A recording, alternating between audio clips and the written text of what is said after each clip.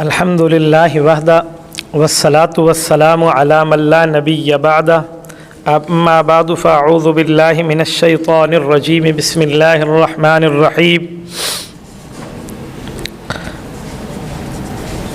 الا ان وعد اللہ حق اللہم صل علی محمد وعلی آل محمد کما صلیت علی ابراہیم وعلی آل ابراہیم انک حمید مجید اللہم بارک علی محمد وعلی آل محمد کما بارکت علی ابراہیم وعلی آل ابراہیم انک حمید مجید۔ معزز دوستو، آج جمعۃ المبارک کا عظیم دن ہے، 8 دسمبر 2023۔ میں نے آپ کی خدمت میں چند مختصر سی باتیں عرض کرنی ہیں۔ سب سے پہلے تو آپ میری آنکھ کے لیے دعا گو رہیں۔ اللہ تعالیٰ نے تقریباً کوئی 60% میری آنکھ کو ٹھیک فرما دیا ہے، جو 40% رہتا ہے اللہ تعالیٰ اس پہ بھی کرم فرمائیں گے۔ آج 2 جمعوں کے وقفے کے بعد میں آپ کی خدمت میں موجود ہوں۔ میرے ساتھیوں، مسئلہ فلسطین کی موجودہ صورتحال کے بارے میں چند گزارشات عرض کرنا چاہتا ہوں۔ فلسطین کے اب حالیہ جنگ بندی کے بعد دوبارہ اسرائیل کی طرف سے اس جنگ بندی کی مخالفت اور پھر بمبارمنٹ کا سلسلہ شروع ہے۔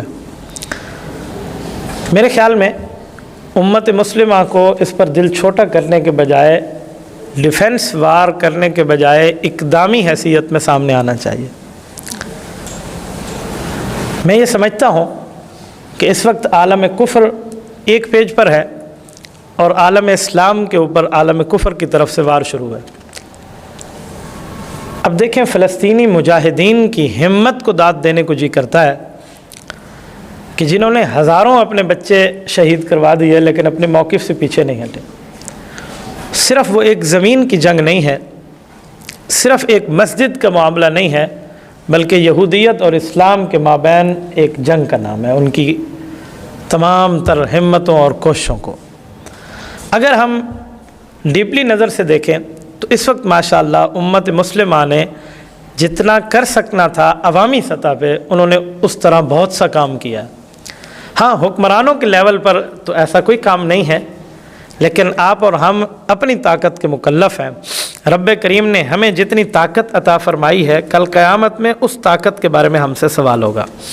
اب حال ہی میں شیخ الاسلام مفتی اعظم پاکستان مولانا مفتی محمد تقی عثمانی دامت برکاتہم العالیہ نے اس پر جو کھل کے اپنا موقف پیش کیا اور جہاد کے فرض ہونے کا جو فتویٰ دیا ہے، اللہ تعالیٰ ان کو جزائے خیر عطا فرمائے۔ اس کے بعد ہم لوگوں کو آنکھیں اب کھول لینی چاہیے۔ اب وہ وقت نہیں ہے کہ ہم خواب خرگوش میں سوئیں، لیکن جہاد فی سبیل اللہ فرض ہونے کے بعد ہر بندے پر یہ فریضہ استطاعت کے بقدر متوجہ ہوتا ہے۔ دیکھیں، جب اذان آ گئی ہے، نماز کا وقت داخل ہو گیا، نماز فرض ہے، لیکن جتنی استطاعت ہے، کوئی آدمی کھڑے ہو کے نماز پڑھ سکتا ہے تو وہ کھڑے ہو کے پڑھے گا، کوئی بیٹھ کے پڑھ سکتا ہے تو بیٹھ کے پڑھے گا، اور کوئی لیٹ کے نماز پڑھ سکتا ہے تو وہ لیٹ کے پڑھے گا۔ جتنی طاقت ہے اتنا فریضہ نماز متوجہ ہے۔ ایسے ہی جہاد فی سبیل اللہ فرض عین ہونے میں تو شک نہیں ہے، لیکن اپنی طاقت کے بقدر اس پر جہاد فرض عین ہے۔ ایک طاقت حکمرانوں کی ہوتی ہے اور ایک طاقت عوام کی ہوتی ہے۔ عوامی طاقت کا یہ معنی نہیں ہے کہ ہم کلاشن کوف اٹھا کر وہاں پہنچ جائیں۔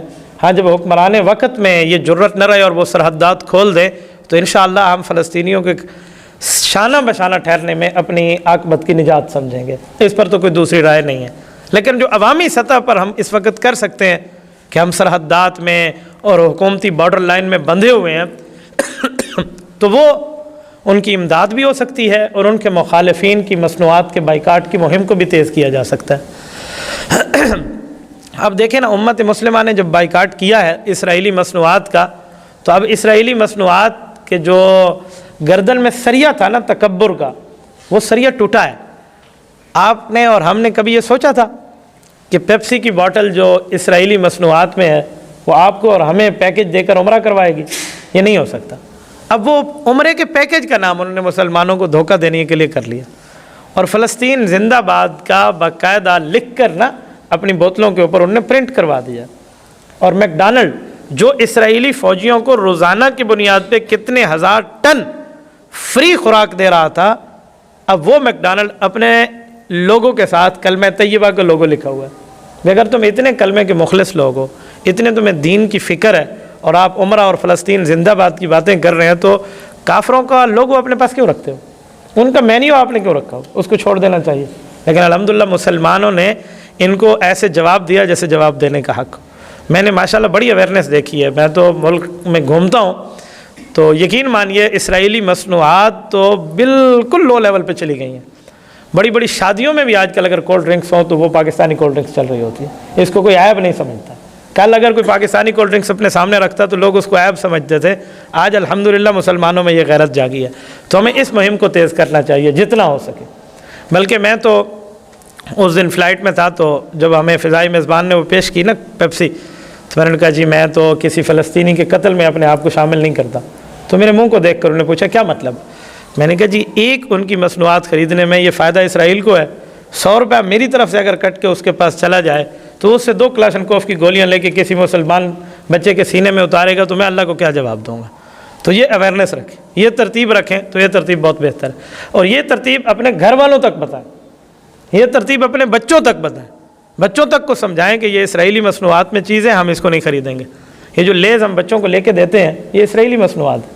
لیز کے علاوہ بھی تو دنیا کی کوئی چپس موجود ہے نا، گھر میں پکانے کے لیے بندہ مشین لے کر رکھ دے چپس کی، لیکن وہاں سے لینے کا کیا مطلب ہے؟ جب ہم اپنے بچوں کے لیے یہ کہیں کہ نہیں وہ عادی ہو چکے ہیں، تو یہ کب تک ہم یہ بغیرتی کا گھونٹ پی کر بیٹھے رہیں گے؟ انہیں اویئرنیس دینا، انہیں سمجھائیں کہ بیٹا یہ ہمارے پیسوں سے یہ کام ہوگا، تو پھر اس کے بعد سارا معاملہ سامنے آ جائے گا۔ الحمدللہ ایسا نہیں ہے، میں نے دیکھا ہے ہمارے بچوں میں بھی یہ جذبہ موجود ہے، خواتین میں یہ جذبہ موجود ہے۔ مجھے ایسی کارگزاریاں ملی ہیں باقاعدہ کال کے اوپر کہ اس دفعہ ہم نے یکم میں اپنا راشن لینا تھا تو راشن کی ترتیبیں تبدیل کی ہیں کہ کوئی اور صرف لیں گے، ایریل ہم نہیں لیں گے، یہ ایریل شیرون کے نام سے ہے جو اسرائیل کا حکمران رہا ہے، ہم اس کو نہیں رکھیں گے۔ اسی طرح جو ہے نا لپٹن کی چائے ہم نہیں پئیں گے، ہم نے پتی کی چائے لینی ہے تو کوئی پاکستانی کمپنی لے لیں گے، لیکن ہم فلسطینیوں کے قتل میں اپنے آپ کو شریک نہیں کریں گے۔ قطر کے ملک میں سائن بورڈ جو ہے نا روڈوں پر لکھے ہوئے ہیں، تو وہاں انہوں نے ایک بڑا عجیب لفظ لکھا ہے کہ حل قتلت اليوم فلسطینی، یہ ہر جگہ یہ لفظ لکھا ہوا ہے، کیا آج کے دن آپ نے کسی فلسطینی کو قتل کیا ہے؟ تو بندہ سن کر شاک لگتا ہے اس کو کہ یار یہ کیا بات ہو رہی ہے۔ بتلانے کا مطلب یہ ہے کہ کیا آج آپ نے کوئی اسرائیلی مصنوعات میں کوئی ان کی مصنوع خریدی ہے، کوئی ان کا پروڈکٹ خریدا ہے؟ اگر خریدا ہے تو پھر آپ نے ان کے قتل میں اپنا حصہ رکھ دیا ہے۔ تو یہ ہمارے اوپر جو استطاعت کی طرف فریضہ متوجہ ہے نا، تو اس میں ہماری طاقت ہے، اس پر ہم سے پوچھو گی کہ آپ نے کام کیے ہوں گے۔ جیسے ہم نے قادیانی مصنوعات کا بائیکاٹ کیا، شیزان ہم نہیں خریدتے، تو ہمیں یہ بھی نہیں خریدنا چاہیے۔ تو اور اسرائیلی مصنوعات کے تو میں نے یقین مانے کئی جگہ دیکھے ہیں ان کے فریزر خالی پڑے ہیں، ہوٹلوں کے اوپر، باقی جگہ کے اوپر۔ وہ ترتیبیں نہیں ہیں جو ترتیبوں میں آج سے پہلے سمجھا جاتا تھا۔ اب الحمدللہ امت میں ایک جو ہے نا کیا کہتے ہیں ایک اویئرنیس آ گئی ہے، آگاہی آ گئی ہے، تو اس آگاہی کو ہم مزید تیز کریں، اس میں اپنا حصہ ڈالیں، میسج کے ذریعے، کال کے ذریعے، زبانی ذریعے، پوسٹنگ کے ذریعے، انٹرنیٹ کے ذریعے، آن لائن آف لائن، ہر جگہ بیٹھ کر بندہ یہ بات کرے۔ اور دوسرا ان کے ساتھ امداد، تعاون، مدد اور نصرت۔ ایک تو یہ نا کہ ہم مظلوم کی امداد کریں، اور ایک ہے فلسطین کی امداد کرنے کی ترغیب تو حدیث پاک میں موجود ہے۔ سنن ابن ماجہ حدیث پاک کی مشہور کتاب ہے۔ نبی پاک صلی اللہ علیہ وسلم نے ایک صحابی سے بات فرمائی، اور صحابی نے کچھ سوالات اللہ کے رسول صلی اللہ علیہ وسلم سے کیا۔ ان سوالات میں ایک بات یہ بھی تھی کہ اللہ کے گھر بیت اللہ میں میں نماز پڑھوں تو ثواب کتنا ہے؟ فرمایا 1,00,000۔ اور فرمایا بیت المقدس میں پڑھوں، مسجد اقصیٰ کے اندر، فرمایا 50,000 نماز، یوں ثواب چل رہے۔ تو اس میں ایک غریب صحابی ہیں، وہ سوال کرتے ہیں کہ یا رسول اللہ اگر میں وہاں نہ جا پاؤں، میرے پاس استطاعت طاقت نہ ہو کہ میں ادھر جا کے نماز پڑھوں جو 70,000 انبیاء کا مدفن اور اتنی مقدس جگہ جہاں ایسی عبادت ہوئی، جہاں امام بھی نبی اور مقتدی بھی نبی ہوں، اس جیسی عبادت تو کعبۃ اللہ میں بھی نہیں ہوئی، اس جیسی عبادت تو مسجد نبوی میں بھی نہیں ہوئی، تو یا رسول اللہ ادھر اگر میں جا نہ پاؤں، پہنچ نہ پاؤں، تو میرے لیے طاقت کم ہو تو میں کیا کروں؟ تو نبی علیہ السلام نے بڑا پیارا جملہ فرمایا وہاں جو چراغ جلتا ہے نا، اس زمانے میں وہاں چراغ ہی جلتا ہے نا مسجد میں، فرمایا اس میں جلنے والے تیل میں اپنا حصہ ڈال لے۔ یعنی یہ بات سمجھائی گئی ہے کہ تیرا پیسہ وہاں بھی جانا چاہیے۔ یہ نہ سوچیں کہ میرے پاس 1 روپیہ ہے یا 1 کروڑ روپیہ ہے، ہم یہ نہ دیکھیں کہ ہم کتنا دے سکتے ہیں، بلکہ یہ دیکھیں کہ بھائی میرا وزن 1 کلو ہے یا 1 من ہے، لیکن وہ اہل حق کے پلڑے میں ہونا چاہیے۔ کل قیامت میں اللہ رب العزت کے دربار میں اپنے اعمال میں یہ پروف کر پاؤں کہ میرے مولا جتنی میری طاقت تھی اتنا میں نے کیا. تو ہمیں چاہیے ہم وہاں امداد لگائیں, ہم اپنا مال لگائیں. یقین مانیے اگر آپ ترغیب دینا تو میں نے کارگزاری آپ کے سامنے رکھوں, آپ حیران ہو جاؤ. گھروں میں جن لوگوں نے ترغیب دی ہے نا, تو بچوں نے اپنی گھولکیں اٹھا کر دیا کہ ابو یہ توڑ کے بھی آپ وہاں دے دیں. خواتین نے اپنی بالیاں تک اتار کے دے دیں. مسلمان کے لیے حدیث پاک میں ہے کہ ایک جسم کی مانند ہونا چاہیے. ایک جسم کی مانند کا کیا مطلب؟ بندے کی آنکھ کبھی خوشگوار نہیں رہ سکتی اگر اس کے سر میں درد ہو.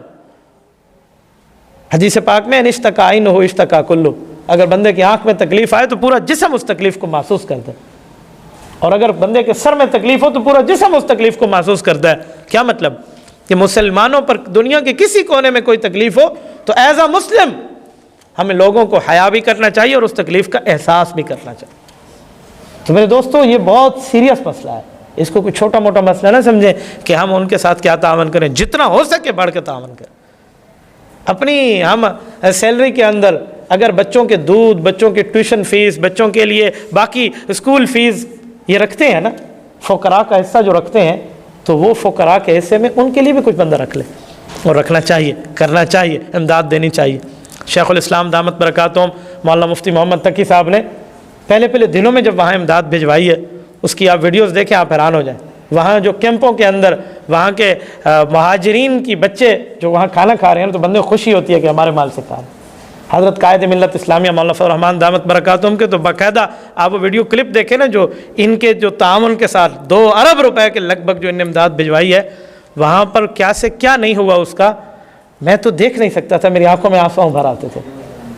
حیران ہو جاتا ہے بندہ کہ وہاں پر 11,000 ٹرک امداد کے الحمدللہ وہاں داخل ہو رہے ہیں. تو جن کا حصہ ہے اور بندے نے اس میں خوشی محسوس کرنی ہے کہ دیکھیں ہم نے اپنا حصہ اس میں ڈالا اور وہ حصہ ہمارا ان مظلوموں تک پہنچ گیا ہے. جیسے حدیث پاک میں ہے کہ وہاں جا نہ سکتو, جو چراغوں میں وہاں تیل جل رہا ہے وہاں اپنا حصہ رکھ دے. تو اس کے ذریعے ہمیں خود رابطہ کرنا چاہیے, ڈھونڈنا چاہیے ایسے اداروں کو, ایسے اکاؤنٹس کو, ایسی ترتیبوں کو جو ہمارا حصہ وہاں تک پہنچائیں. یہ بھی کریں.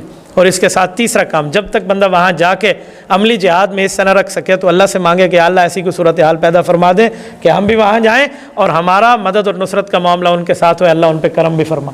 یہ بھی مانگے بندہ, جتنا ہو سکے اللہ تعالیٰ سے مانگے, ورنہ ایک جگہ ظلم ہو اور اس ظلم کے خلاف بندہ کسی صورت نہ اٹھ پائے, چاہے کوئی بڑی صورت چھوٹی صورت کوئی بھی نہ اٹھ پائے, تو وعدہ وہ وقت قریب ہے حدیث پاک میں ہے کہ اس ظلم میں تم بھی اپنے آپ کو شامل پاؤ گے کہ ہم بھی وہاں موجود ہیں. تو بیت المقدس کا معاملہ کوئی عام معاملہ نہیں ہے. میں نہیں سمجھتا کہ اب اتنی جلدی جنگ رکے گی, میں نہیں سمجھتا. جو ہم احادیث پاک پڑھ چکے ہیں یا حالات حاضرہ کا نظارہ کر رہے ہیں نا, مجھے نہیں لگتا. حضرت عیسیٰ علیہ السلام نے بھی آنا ہے اور دجال نے نکلنا ہے, اور دجال کا قتل یہ اسرائیل کے ملک میں ہی ہونا ہے. حدیث پاک میں ہے, لد ایک شہر ہے, فرمایا دجال لد شہر کے دروازے پہ قتل ہوگا, یہ حدیث پاک ہے. اب لد سٹی ہے وہ اسرائیل کنٹری کا ایک سٹی ہے, اور شہر کا دروازہ کیا ہوتا ہے؟ پرانے زمانے میں ایک شہر کا دروازہ ہوتا تھا اور ایک نئے زمانے میں شہر کا دروازہ ہے. قدیم زمانے میں شہر کے دروازے ہوتے کہ شہروں کی فصیل ہوتی تھی, وہاں ایک مین گیٹ ہوتا, اس کو شہر کا دروازہ کہتے ہیں. آج کے زمانے میں فصیلیں نہیں ہیں, ہو سکتا ہے وہ مراد ہو, لیکن ایک اور مراد بھی اگر لی جائے تو لی جا سکتی ہے. آج کل شہر کا دروازہ ایئرپورٹ ہے, یہ گیٹ آف سٹی ہے. کسی شہر میں داخلے کے لیے ایئرپورٹ کے ذریعے بندہ وہاں جا سکتا ہے, وہیں سے آ سکتا ہے. اللہ کرے یہ بات اگر ٹھیک ہو, میں کہہ رہا ہوں کہ ایسے ہو سکے گا کہ لد شہر کے دروازے سے مراد ہو کہ شاید دجال بھاگ رہا ہو اور حضرت عیسیٰ علیہ السلام اس کو جا کر وہیں پکڑ لے. اور دجال کتنا بڑا فتنہ ہے, رسول اللہ صلی اللہ علیہ وآلہ وسلم نے فرمایا میری امت کے تمام فتنوں میں اکبر اور اعظم فتنہ, سب سے بڑا فتنہ جو ہے وہ فتنہ دجال ہے, حدیث پاک میں. اور نبی پاک علیہ السلام دجال سے اتنا لوگوں کو سمجھاتے, اتنا بچنے کی ترغیب دیتے. حضرت اسماء رضی اللہ تعالیٰ عنہ ارشاد فرماتی ہیں ہمیں یوں لگتا ہے نبی پاک کی گفتگو سننے کے بعد کہ جیسے دجال یہاں مدینہ کے قریب کسی ایک کھجورہ کے باغ میں چھپا ہوا ہے اور ابھی نکل کے آ جائے گا.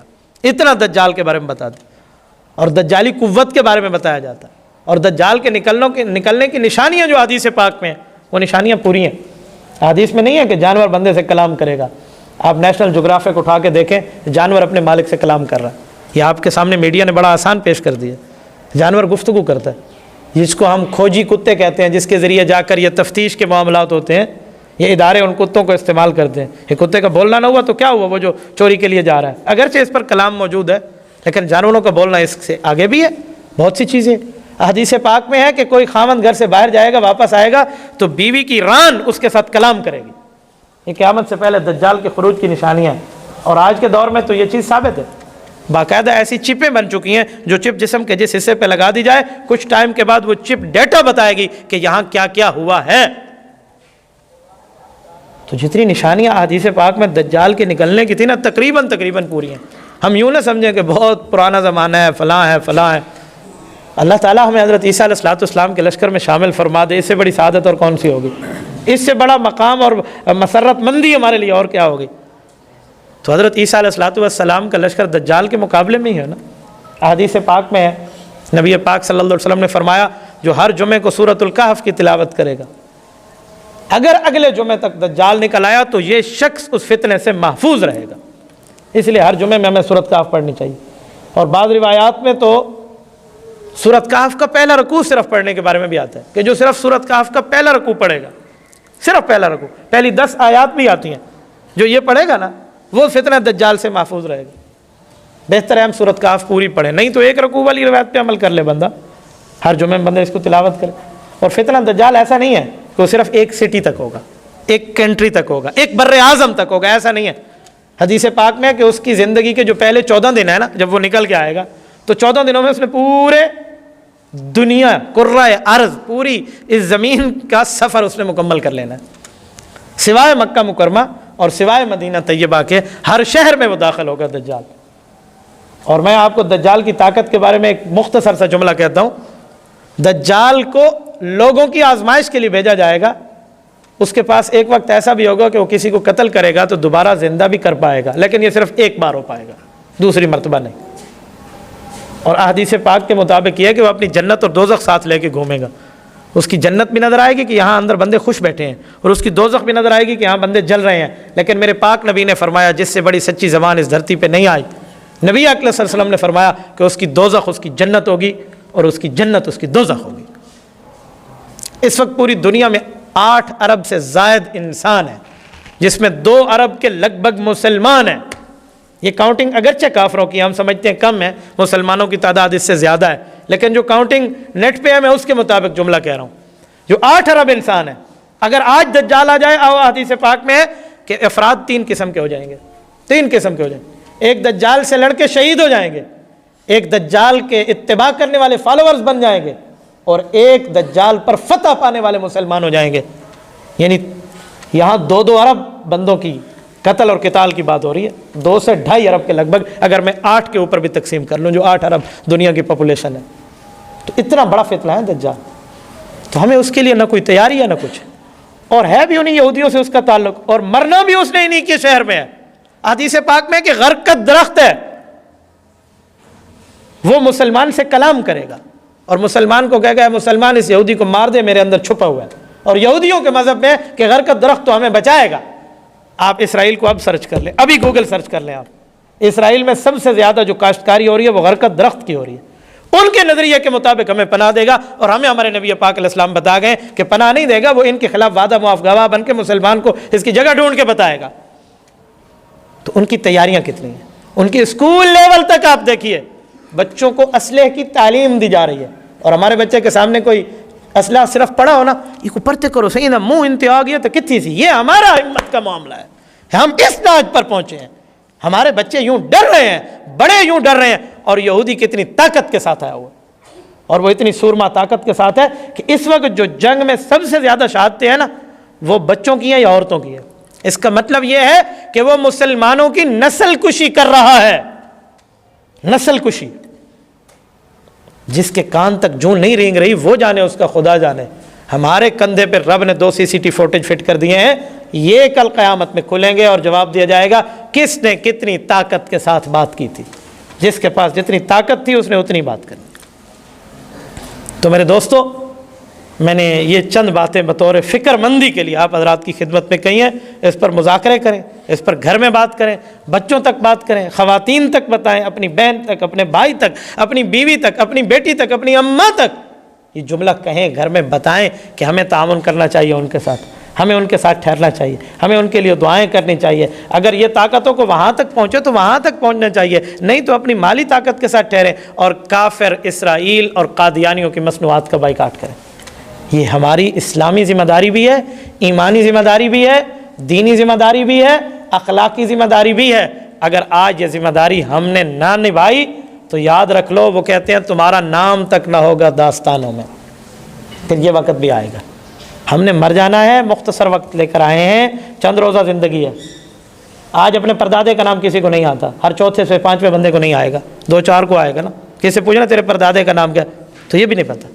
تو جب ہمیں آج اپنی چوتھی نسل کا نہیں پتہ تو ہماری چوتھی نسل کو ہمارا پتہ ہوگا؟ بابا ہم نے مر جانا ہے، چھوٹی سی مختصر سی زندگی ہے، آج آئے اور گئے، کل آئے اور گئے، اس طرح بندے کے جانے کے معاملات ہیں۔ تو جتنی زندگی ملی ہے اس کو شیروں کی طرح بندہ جی کر جائے۔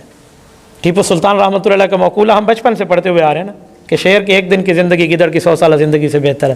وہ شیر اور گیدڑ کی بات نہیں کر رہے تھے کہ جنگل میں ایک شیر رہتا ہے، گیدڑ رہتا ہے، اس کی بات کر رہے ہیں، جی نہیں، وہ بہادر اور بزدل کی بات کر رہے ہیں کہ بہادر کیسے زندگی جیتا ہے اور بزدل کیسے زندگی جیتا ہے۔ 100 سال تو کیا، 1000 سال بھی گیدڑ کی زندگی بندہ جیا تو لعنت ہے اس زندگی پر، شیروں کی طرح بندہ زندگی دی۔ آج ابو جہل کے نام پہ لعنت برستی ہے اور ابو بکر کے نام کو سلامیاں پیش ہو رہی ہیں۔ تو میرے دوستو ہمیں اپنی صفیں دیکھنی چاہیے۔ ہمیں آج جمعے کے خطبے میں ایک بطور فکر کے جملہ کہہ رہا ہوں، ہمیں تھوڑا سا خود پہ غور کرنا چاہیے اور اپنے معاملات درست کرنے چاہیے۔ اللہ تعالیٰ آپ کو اور ہمیں صراط مستقیم عطا فرمائے۔ اقول قولی ھذا واستغفر اللہ وآخر دعوانا ان الحمد للہ رب العالمین۔